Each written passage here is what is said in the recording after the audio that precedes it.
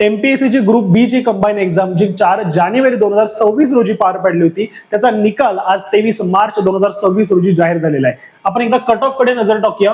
ओपनचा जनरलचा cut off आहे 51.25, फिमेलचा आहे 48.25, SC चा जनरल आहे 47.75, फिमेलचा आहे 45.25, एसटी जनरल 45.25 आणि एसटी फिमेल 41.00.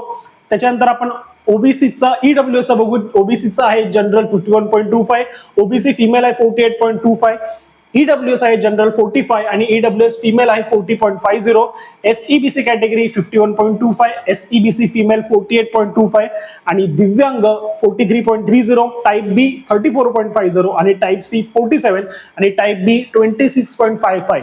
हे महत्वाच्या कॅटेगरीचा हा कट ऑफ आहे. आपण या कट ऑफ मध्ये बसतोय का ते एक्झामच्या जे काही तुम्ही मार्क्स काढले होते ते एकदा चेक करा आणि आपलं नाव आयोगाच्या पीडीएफ मध्ये आहे नाही ते नक्की बघा.